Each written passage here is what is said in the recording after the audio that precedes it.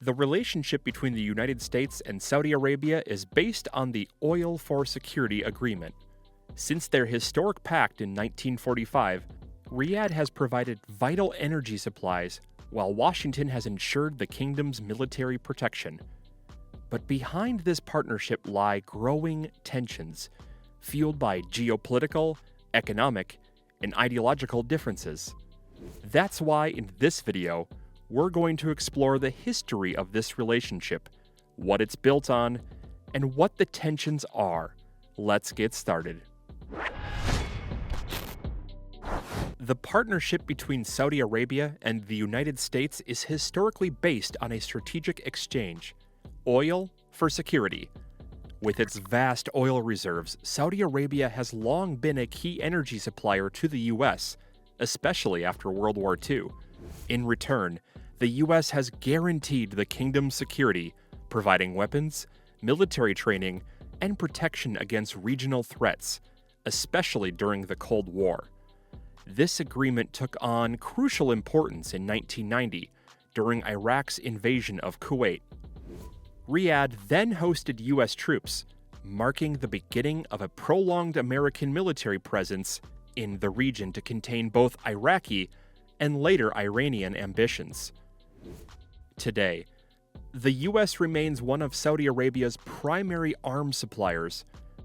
The kingdom is one of the largest clients of the American defense industry, acquiring sophisticated systems such as the F-15 fighter jets, THAAD missile defense systems, and military drones. But this relationship isn't just military. It also extends into technology. Under the leadership of Mohammed bin Salman, Saudi Arabia has launched ambitious reforms through Vision 2030, a socio-economic development plan aimed at diversifying the economy and reducing its dependence on oil.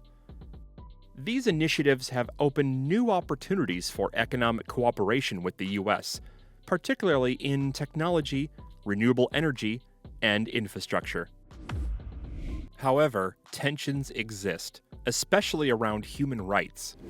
The U.S. has often criticized Saudi practices regarding freedom of expression, women's rights, and political repression.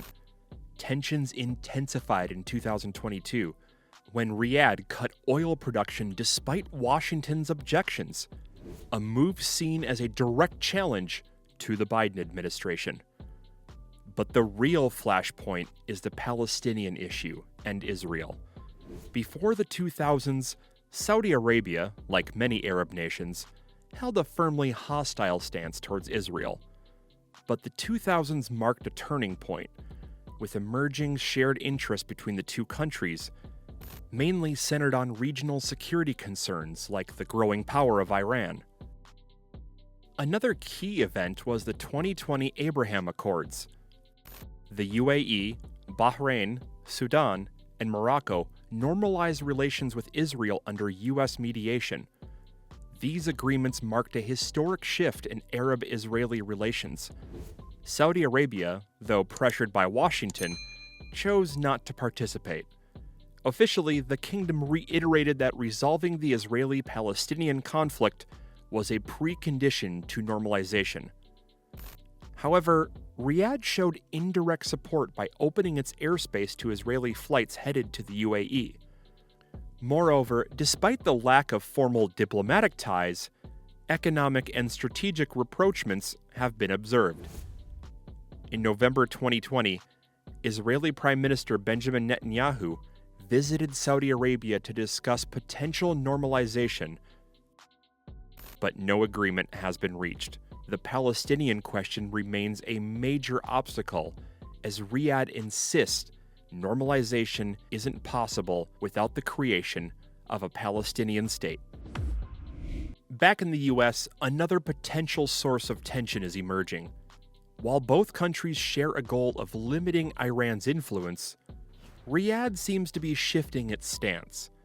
The Saudi-Iranian rivalry is deeply rooted in religious, geopolitical, and economic differences that shape the Middle East. This rivalry largely stems from the divide between Sunni Islam, led by Saudi Arabia, and Shiite Islam, led by Iran. Saudi Arabia sees itself as the guardian of Islam's holy sites and the leader of the Sunni world, while Iran, through its Shiite ideology, seeks regional influence via allies such as Hezbollah in Lebanon, Shiite militias in Iraq, and Houthi rebels in Yemen. Geopolitically, their rivalry plays out in conflicts across the region, such as in Yemen. But things are changing. In 2016, after the execution of Saudi Shiite cleric Namir al-Namir and attacks on Saudi embassies in Iran, the two countries cut diplomatic ties. However, in 2023, thanks to Chinese mediation, they restored relations. A major step forward towards potential détente. Since then, they've engaged in dialogues to reduce tensions, notably on key issues like Yemen and regional security. Recent events further underscore this shift. On November 11, 2024, the Saudi Crown Prince stated that Israel must respect Iran's territorial sovereignty and refrain from attacking it. He even referred to Tehran as a sister republic, signaling warming ties. Around the same time, the Saudi army chief met with Iranian officials in Tehran. So, are tensions emerging between Saudi Arabia and the US? And could things change with Trump's return? Shortly after Donald Trump returned to the White House on January 25, 2025, Saudi Arabia pledged $600 billion over 4 years in U.S. investments and purchases.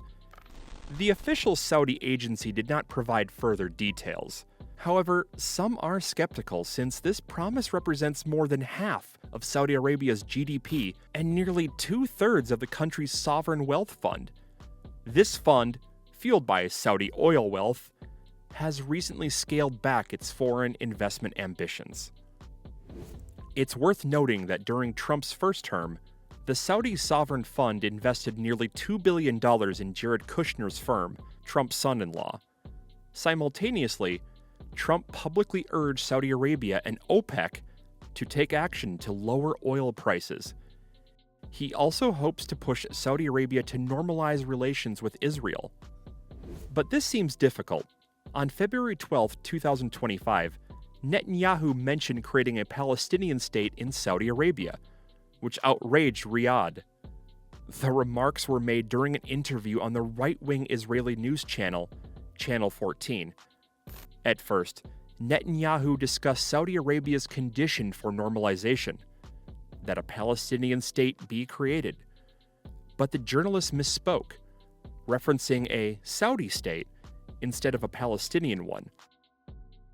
Netanyahu corrected him, then joked, "Unless you want the Palestinian state to be located in Saudi Arabia, they do have a lot of land there." These comments sparked widespread backlash. Many countries condemned the remarks, and the Saudi foreign minister declared, "The Kingdom of Saudi Arabia appreciates the condemnation, disapproval, and outright rejection expressed by its brotherly nations regarding Benjamin Netanyahu's statement about expelling the Palestinian people from their land." So while oil remains the foundation of the US-Saudi relationship, it's no longer enough to hide deep disagreements. Between regional ambitions, new strategic alignments, and political disputes, the alliance is swinging between mutual dependence and conflicting interests. The future of this complex relationship will depend on whether both countries can reinvent their partnership beyond just energy. But the key question remains: can they find common ground on the Palestinian issue?